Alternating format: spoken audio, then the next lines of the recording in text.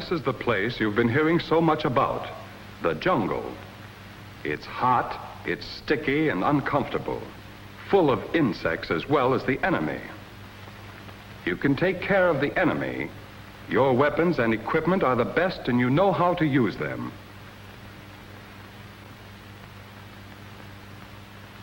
But it's the jungle itself that'll give you trouble. Take the climate.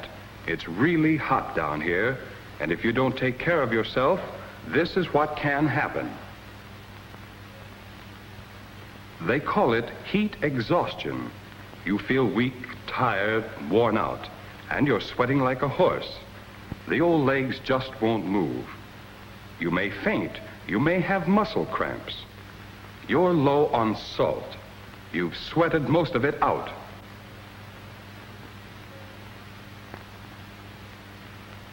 But you can prevent this. When you get your rations, there will be a box of salt tablets there for you. Take them. Keep out of the sun. Stay in the shade as much as you can and keep that helmet on. Wear your clothes loose so the air can get inside.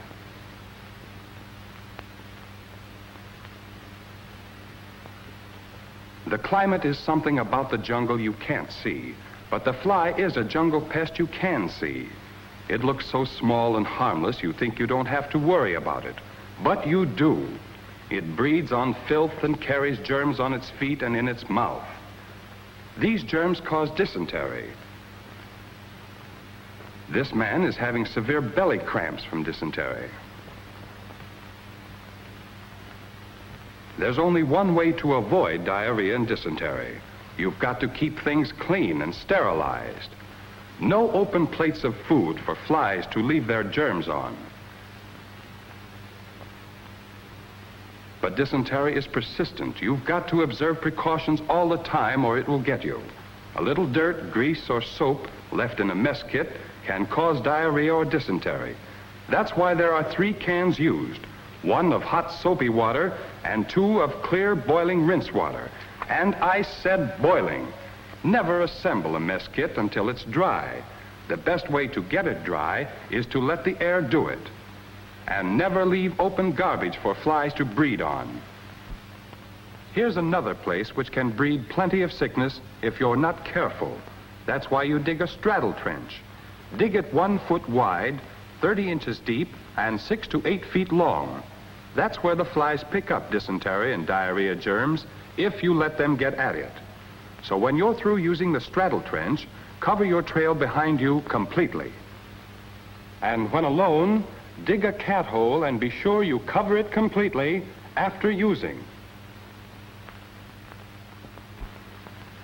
Another way to get germs that cause diarrhea and dysentery is from impure water. Now, nobody's likely to take a chance on drinking stagnant water like this. But here's a stream that looks clear and inviting. It's okay to use it to cool off, but don't drink it. Water out here is swimming with germs, millions of them, and they pack a nasty wallop if they ever get inside you. Don't ever drink water until you know it's safe. One way to make it safe for drinking is to boil it, but it must actually boil for at least 1 minute. There's something else you can do to make water fit to drink, and it's right in your individual first aid jungle kit, M2. That's the GI name for the jungle kit, and when you're in the jungle, there's no better life insurance. It has iodine, dressings, wound tablets, Band-Aids, all the things that come in your regular first aid kit.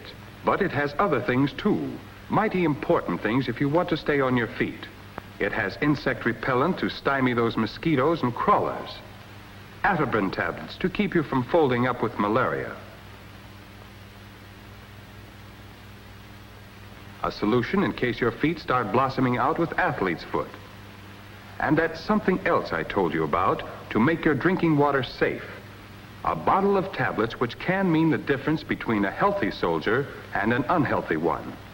Their official name is halazone tablets, but you and I can call them water purification tablets because that's what they're for, to make water fit to drink.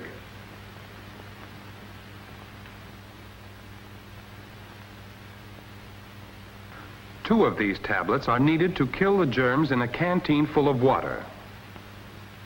But if the water's dirty or cloudy, you must use 4 of the tablets.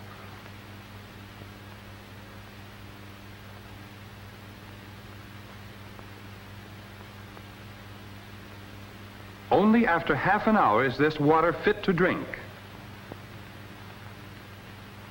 No matter how clean and dry you keep yourself, sometimes you can't help picking up a case of athlete's foot. That's why your jungle kit has a bottle of athlete's foot solution. Remember, keeping your feet in good shape is important, so use it. Get in between those toes, because that's where the trouble usually starts. As for scratches, don't think because you're a tough guy you can pass off a cut or a scratch. In the jungle, it doesn't take long for a scratch no bigger than this to become infected and knock you out. Take care of it right away. Paint it with iodine and keep it clean until it heals. Don't throw what's left of the iodine away. There's enough there for several applications.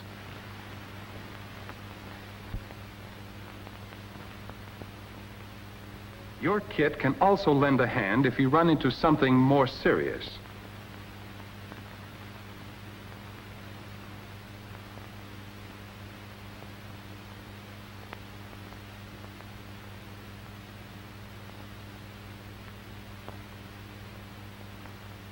For a gash like this, iodine isn't enough.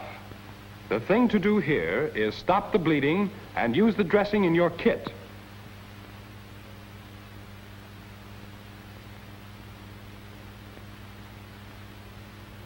It's sterilized, so don't touch the part that's going on the wound. One side of the dressing is marked with red lettering.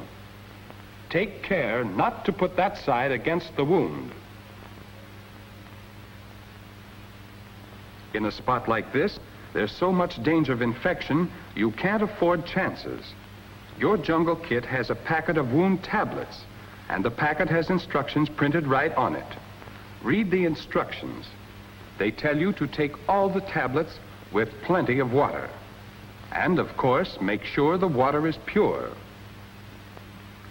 There's just one time when you don't take these tablets. That's when you've got a belly wound. In that case, you take nothing. No pills, no water. We talked a while back about flies, but they're not the only insects in the jungle that can dish out misery. There are some other members of the trouble department. Ticks,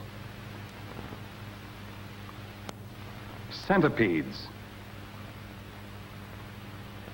scorpions, leeches. You've also got to know how to protect yourselves from them. Suppose you're out on a jungle path. Suddenly you notice something on your leg, and you discover it's a tick. Don't try to knock it off or pick it off. The tick is a bloodsucker, and if you break off the head, you'll have an infected leg. Take the end of a lighted cigarette or a match and hold it near the tick. It'll pull out by itself when things get too hot.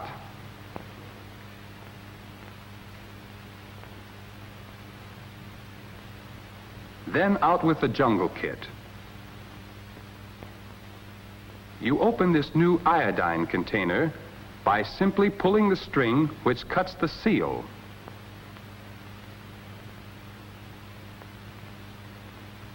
Touch the spot where the tick bored in with a drop of iodine.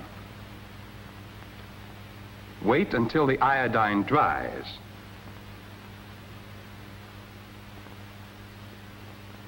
Then apply a Band-Aid and the trouble's over. In the case of the leech, take care of him and his bite the same way. As for the scorpions and centipedes, a good thing to remember when you're in the field is that they like dark places. So shake out your blankets before you turn in for the night. And in the morning, check your shoes and clothing before you get dressed.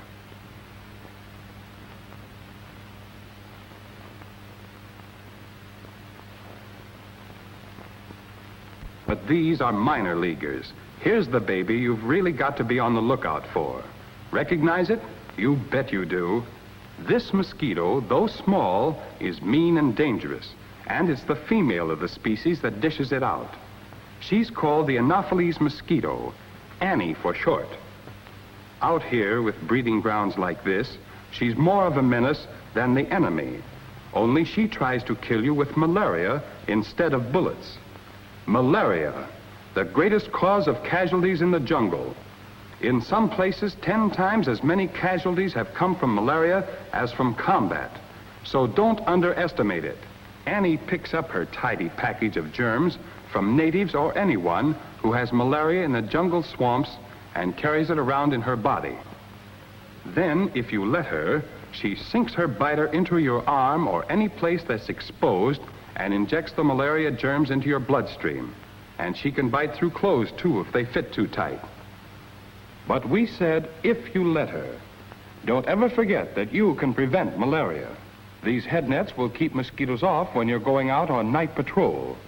Those long pants and long sleeve shirts are a help, too. Another thing, dig down into that jungle kit and pull out the bottle marked insect repellent. All exposed spots get the repellent. The hands, neck, and face. The mosquito will bite through thin clothes, so rub the repellent on the clothing over the shoulders, elbows,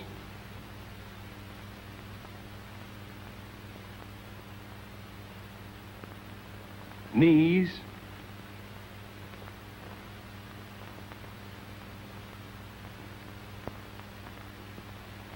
and seat. Repellents, head nets, mosquito netting, long pants and long sleeves, these are the things that keep the mosquito away from you. But she's fast on her wings, and sometimes you can't avoid her. So in the jungle kit, there's another bottle, and it has Atirbin tablets in it, malaria tablets to all of us GIs. Take them regularly when your medical officer tells you to. And don't think he's clowning, or you're liable to stumble around with malaria for a long time to come. One more thing about beating the jungle. Keep clean. If you can't find a stream to bathe in, take advantage of the rain that comes down almost every day.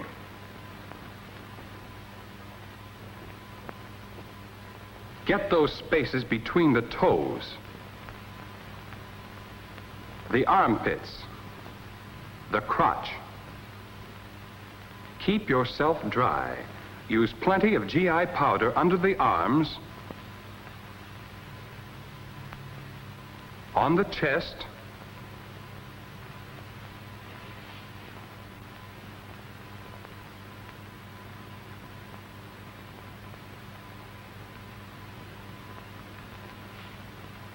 around the crotch, and on the feet. The idea is to stay dry and clean. It really isn't tough to stay on your feet in the jungle. You've got the best weapons in the world. You have that added insurance, your jungle kit. Iodine, Band-Aids and dressing, wound tablets, insect repellent, malaria tablets, athlete's foot solution, and water purification tablets. And you have a good head on your shoulders. Altogether, a neat combination. We're smart enough to beat the enemy. Let's be smart enough to beat the jungle.